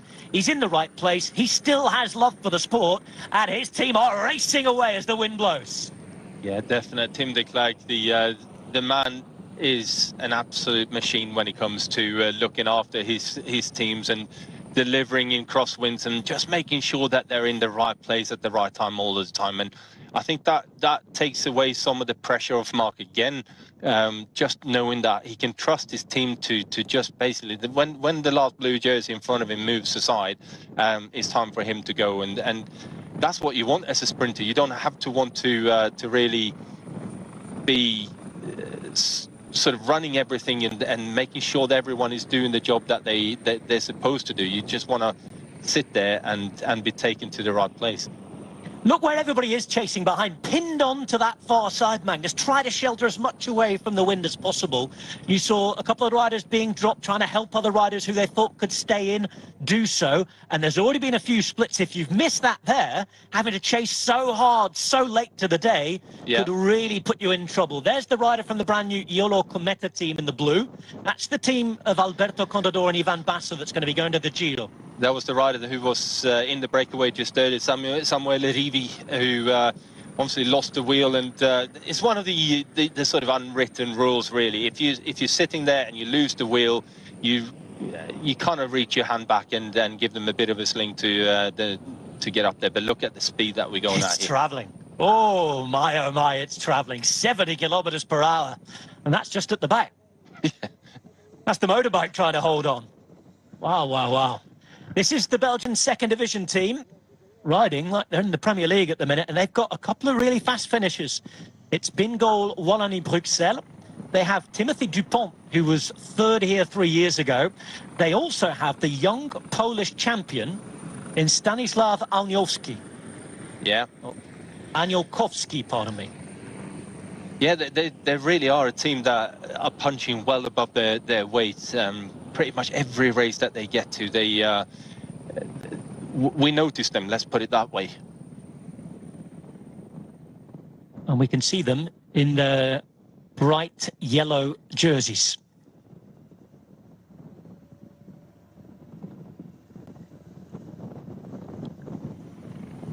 Agidazella Mondial fighting. That was a bit of a crash down the back of the group there. We've just seen that little bit of a movement at the bottom. We'll have a look who's involved. I'm afraid there are quite a few riders down. One rider down there from the Koenig Quick-Step. A couple of riders involved there from Movistar as well. That's Garcia. That's Garcia, and that's a big problem. Also, Bora Hansgrohe having the number 6 involved. That's Jori Meus, one of the fast riders who we thought might be involved. And this is a big news for Movistar. Winner of Paris-Nice stage last year, Garcia Cortina is down. Now, the rider from the Koenig Quick-Step. Just trying to make out who that was. Ivan Garcia Cortina is back on his bike and moving. It looks as though it happened right in the heart of the bunch there, off to the right-hand side. Yeah, I think just a touch of wheels, and at that speed as well. Jori Meus is the young Belgian riding for Bora Hansgrohe. We were thinking one of their sprint options, but that's not going to be the case now. And the rider involved from the Koenig Quick-Step is receiving treatment, thankfully. It looks like Alvaro Hodge. Yeah, Alvaro Hodge is the man down. Alvaro Hodge is the man down, and that is one of the sprint options. So the Colombian sprinter, Alvaro Hodge, is down for the Koenig Quick-Step, being assessed. And, well, whilst we hope that he'll be well enough to carry on riding again in the next few days, he will not be a feature here, Magnus. No, it definitely won't. I mean, the race is gone already, but just a silly little touch of wheels there, and that was all it took. Very unfortunate. Well, and this is his teammate Sten Stales now, who's at the front. Hodge down in the crash with 16 kilometres to go. Does that mean then there's a change of plans for the Koenig Quick-Step? Of course, we were waiting to have a look to see if that was the plan for them. He had been sitting second to the back in their sort of group of riders alongside Mark Cavendish. But now Alvaro Hodge, the Colombian sprinter, is down. Yeah, whether it's a change of plans or whether, I mean, it changes the dynamic for the Koenig Quick-Step. However, we sort of try and twist and turn on things. They've lost one man, and whether that was a lead-up man or the sprinter, I think, yeah, it means that it's going to be difficult for a little bit more difficult for the Koenig to deliver.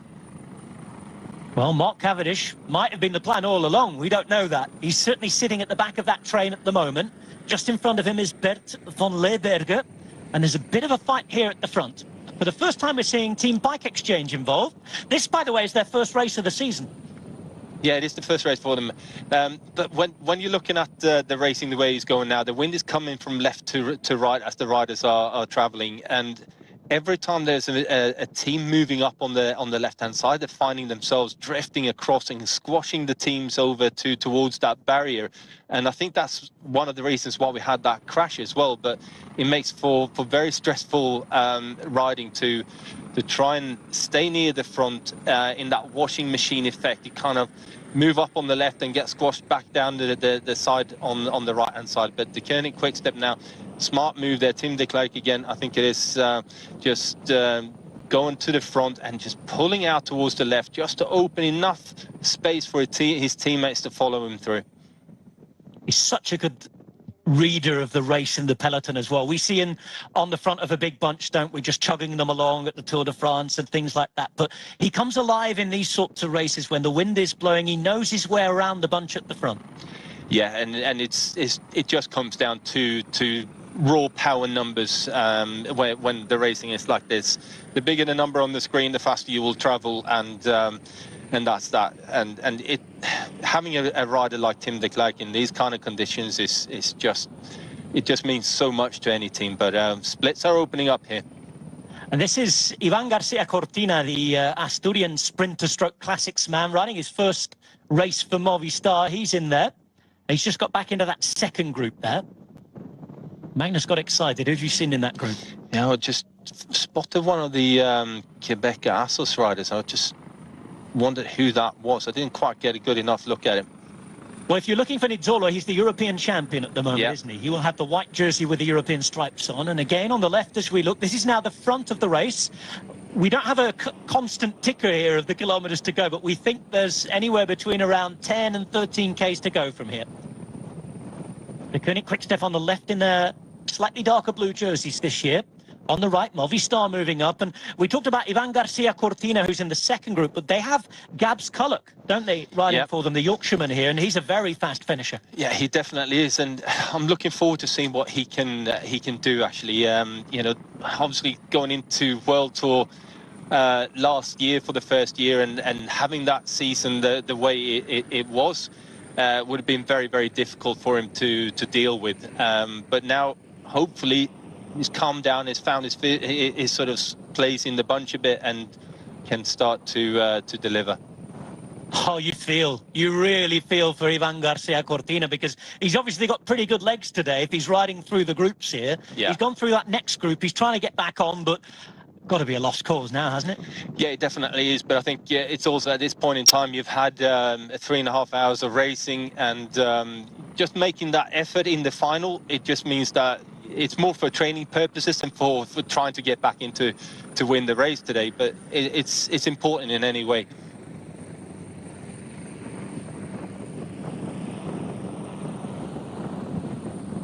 No De Koenig Quickstep en masse at the front here. Just three riders on the left-hand side with Seneschal.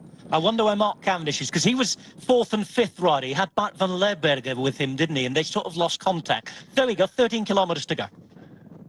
Yeah, it's incredibly difficult at this moment to keep near the front and to stay in the right place all the time, just because of that washing machine effect, where you got riders moving up on the left-hand side, and they're getting a bit of a slingshot and a bit of a slipstream from the other riders as they're moving up, and then they get to the front and realize how hard it is to stay at the front, and they start drifting over towards the right-hand side, meaning that if you were the team sat on that right-hand side, it's... Oh, another crash, Magnus, just outside the picture there. Looked like a rider from Intermarché. In the meantime, you can see Nizzolo close to the front. There is that European Champions jersey. And the Koenig Quickstep moving back. We're hearing that Mark Cavendish might have suffered a bit of a mechanical. That's why they've moved back from the front. We will see. Oh, that's not ideal at this point, where the team cars probably stuck way further back behind the other groups at this point. There are only, I can see, 3 jerseys from the Koenig Quickstep in this front area now, waiting to see the damage from that crash that we saw behind, that little spill that there was. It certainly split these up because it's a much smaller group now. It's chaos on the roads. It's a lot smaller group, and I cannot see Mark Cavendish in that group there. Hopefully he did not get caught up in that crash. 26 just moving to the front now is Kenneth van Bilsen. He's returned and better from his own crash. Now this is the result of what we saw, because we'd seen 2 riders from Intermarché down. On the left-hand side, that looks like a rider from Euskaltel. Yeah. And on the right, is that an Astana rider? I think it is. Yolometa, I think it is. It is. It's Fraporti Porome from Europe. This is the crash. I think we're going to see it again. Right-hand side here. Bang. There we go. Not good. Not good. No, it's never good to see these crashes, but unfortunately, it's one of the things that seems to happen quite often in the early parts of the season when everyone is still a bit nervous and haven't quite got their reaction times dialed in. Just spotting two De Koning Quick-Step riders relatively far back in that group there.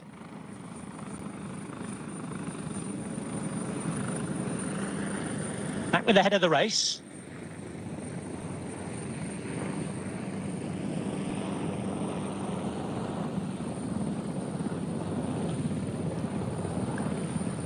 Victor Campanarts. The rider's trying to move up. Yeah, Campanarts. On the front there, he's such a key part to keeping Nizzolo at the front at this point, because he can take such long turns in the wind and just expose himself to the wind, but keep Nizzolo in a safer place. And having a rider like that is so important at this, particularly these type of sprints where it gets a bit messy, it's a bit windy, and it's difficult to sit in full formation. Just having that one rider sitting there is protecting you is key. A lot of the riders here, actually, the usual suspects are absent, as we see Cofidis on the left-hand side, Magnus. We can see a couple of Bardiani riders up there towards the front, pushing as well. And on the right-hand side, as we look at it now, with those brand new Bianchi bikes, it's Team Bike Exchange. I can only assume for them it's for Dion Smith today. Yeah, that's the only rider that I can really see in there that would be fast enough to deliver a sprint. Now, look down on the top of the bunch. A couple of De Koning Quick-Step riders still are Florian Sénéchal in there. At the front, we can see Age Desert as well. Number 67 is Damien Touzé. And just on his wheel, looks like, I think that's Andrea Vendrame.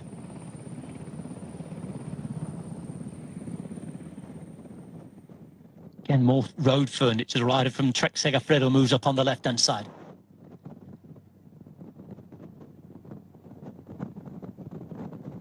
Now come the Koning Quick-Step once more. Is that de Klerk again? It's de Klerk again. Not sure about it, though. Again, there was a look around. I think we're approaching the finish line once more in the next few kilometres. And now it's Campanarts who returns to the front. Luis Leon Sanchez coming to the front there as well in the Spanish champs jersey. Trek Segafredo not far away. We mentioned that they'd likely be looking at Edward Turns. A team that's really got their lead-outs together really quite nicely over the last year or so, actually. Often challenging some of the bigger lead-out teams that we've seen. There's Mark. Oh, 127, that is. Yeah. That's Bert van Leerberger. True. Just behind him is Sénéchal. Sénéchal wearing 124, and that's the man we wanted to see, I think. The television director telling us that Fernando Gaviria is still there in his white jersey. So narrow, this, as we come into yet more lanes. You can see exposed on the coast as the wind blows in once more. I'm nervous just watching this, Magnus, as Cofidis again take it up for the front. And Attilio Viviani, you'd think, is their fastest finisher, wouldn't you? I would definitely put him down to be the fastest man in there. His brother was third last year. I mean, Sabatini is usually fast, but he's faster in a different way. He's become more of a lead-up man than a pure sprinter. And Fabio Sabatini, for all he's ever been up there, has won relatively little in his career as well. He has been a man who's done his best in the lead-outs. Now, 8 kilometres to go. Rally typing moving up on the right-hand side. I wonder what they could do with maybe Arvid de Klein today. He's had some really interesting top 5s and top 10s towards the end of last year, the Dutchman. Yeah, and also a team that always overperforms, really. You know, they're every time we see them, they are delivering some really good results. Tim de Klerk out there on the right, just looking around trying to find his teammates. Intermarché, the Belgian team, now moved up to World Tour. They took over CCC's license, confirming that 2 of their lead-out crashing in that last incident that we saw. Boy van Poppel and Jonas Koch were the 2 riders down. We think for them that it will be Danny van Poppel to sprint if he's there or thereabouts at the end. Yeah, definitely should be Danny. Age Desert, Citroën moving up. And I think we've seen that the Koenig Quick-Step have had their problems with Cavendish. We think getting caught with a mechanical before that crash. We know as well that Hodge did go down crashing. They've still got Seneschal in here, but they're just keeping their powder dry for the minute. Same with UAE Emirates, who are waiting and waiting with Fernando Gaviria. We know that Jordi Meus has crashed out for Bora Hansgrohe as well. They still have Martin Lass. Remember, the defending champions with Pascal Ackermann, who is not here to defend his title. But the biggest team so far, the favourites, are just holding back here, Magnus. Yeah, they are, and it's a really technical run into this finish with lots of twists and turns and roads sort of widening, narrowing all the time. I think it's going to be really difficult to keep the position because of the headwind. It's not going to be fast enough to keep the riders behind you at bay, and you're going to need a lot of manpower for the final 2-3 kilometers and really take charge of the peloton. The Koenig Quick-Step moving back with a couple of riders further back there. You can see a slightly bigger train for them, so keep an eye on who comes back. I know that Tim de Klerk has gone back to help out, and I have a feeling that Mark Cavendish is on his way back there. And if they have waited up, that gives you a clue as to what their plans actually are for the end today. Another team we mentioned quite extensively there, Fernando Gaviria, just before we came through the finish line for the final time. Just under 6 kilometers to go once we did that, so 5.5 from here. But Giacomo Nizzolo, calm, collected, cool, waiting and full of confidence. So as you see, a few of his teammates, including Max Walscheid, I think, who have been distanced. Yeah, probably got caught behind the crash and got caught out in the crosswind there. But Gaviria, you know, last year was a tough year for him. He never really found his legs properly in that season. Obviously, coming down with COVID very, very early on. And I think, again, getting it second time I think around. he tested positive twice, yes. Yeah. But yeah, he just never looked like himself last year. And I think getting a good opening race here for Gaviria would be a good thing for him to settle down a bit and sort of come back into his old ways. I cannot see First Cavendish. race of the season.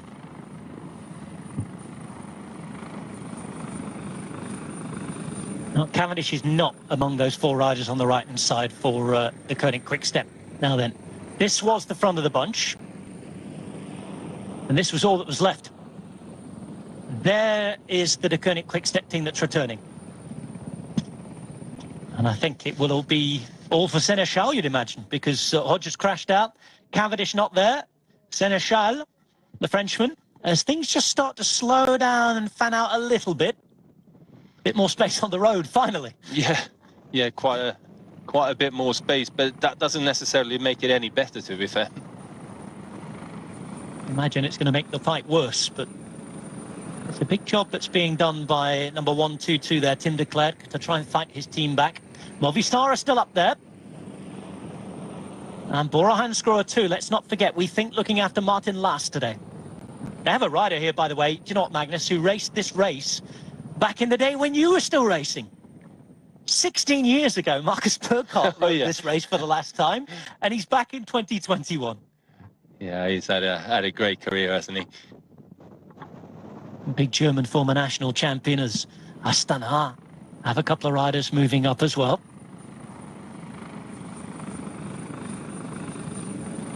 Now that Yolo Cometa have Manuel Belletti as a fast man to finish.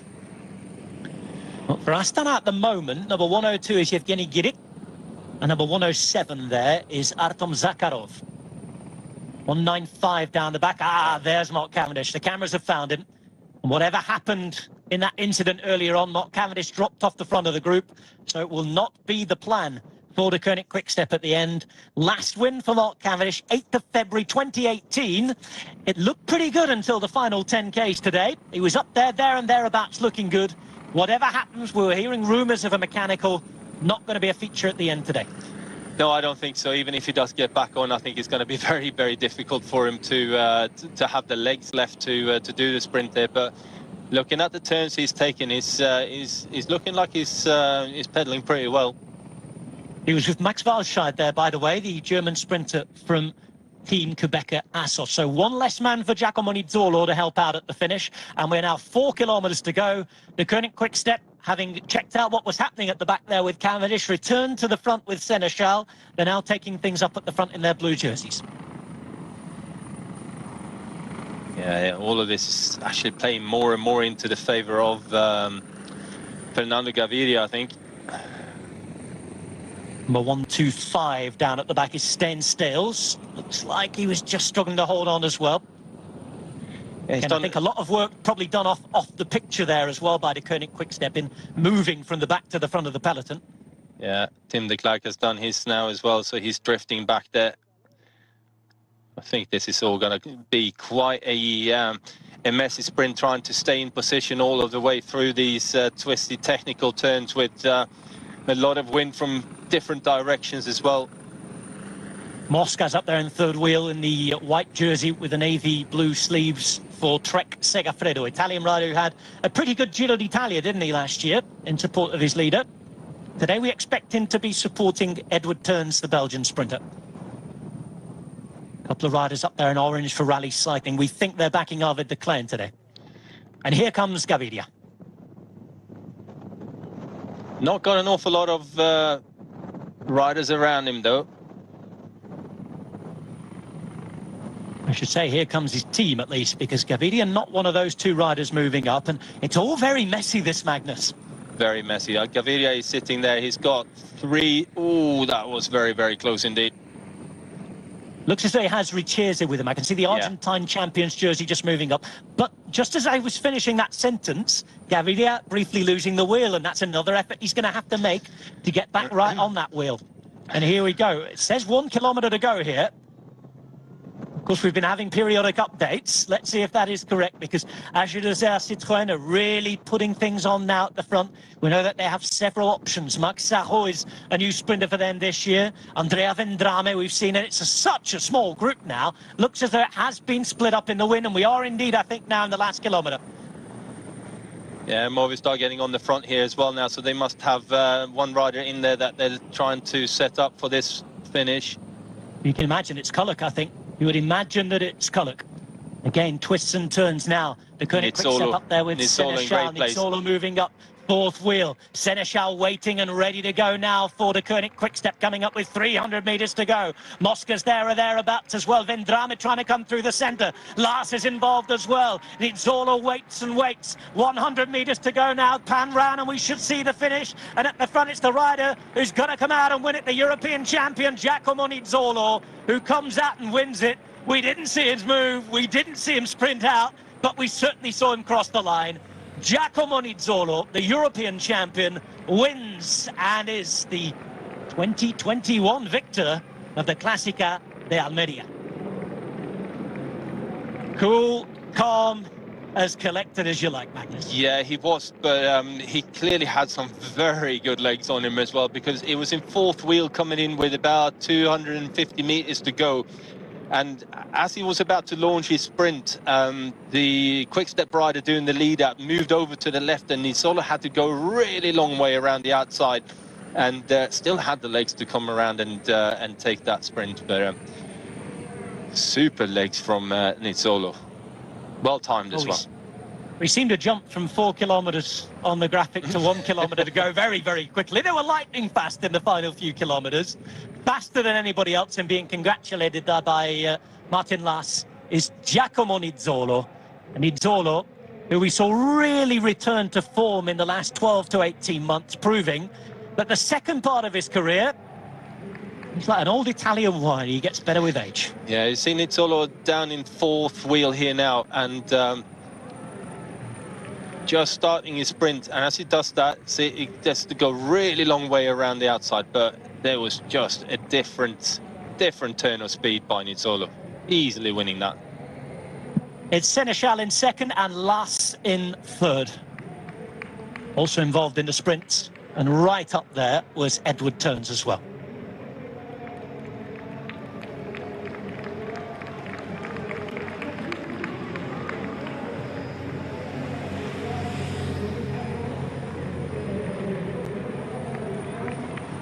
Victory for Quebecer Assos.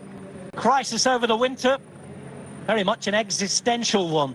Would they continue? Wouldn't they?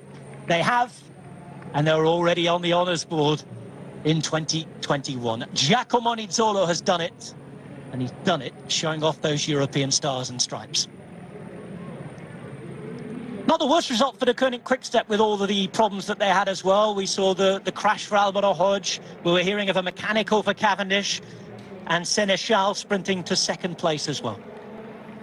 No, definitely a good outcome for them with the issues that they had. But, you know, you got to be there at the end to be able to sprint, and it's unfortunate when you have mechanicals and crashes, but they're part of the sport. And I think today the best man out there was still Nizzolo.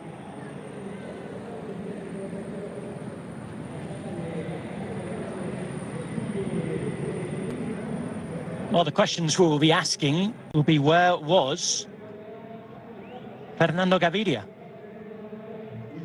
Gaviria was on the wheel of Giacomo Nizzolo as he opened up the sprint, but just never, he wasn't able to follow Nizzolo when he went.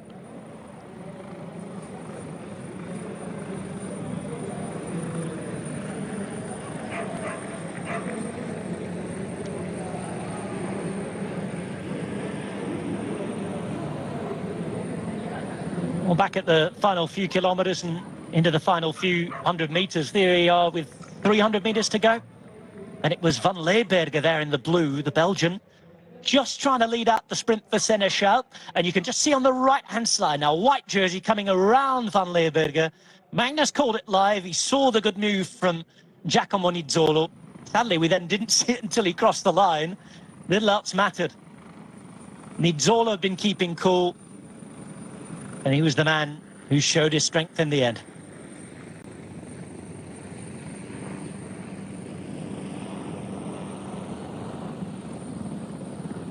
Superb win from Giacomo Nizzolo, and Quebecer Assos not only been saved, but they're already triumphant at the start of 2021. That'll be a really good feeling of validation for them. Yeah, I definitely think so. And they look like a team that's come with purpose to today's race. And I think when you find a rider like Nizzolo, he's winning, he's capable of pulling off these big races, it just means that everyone else just pulls their weight at that bit more as well. They're committing that bit harder to everything. And I think looking at the way Victor Campenaerts rode around with Nizzolo in the last, 10, 15 kilometers, keeping him out of the wind, keeping him near the front and keeping him calm, he's going to be one of the key riders for Nizzolo going forward as well.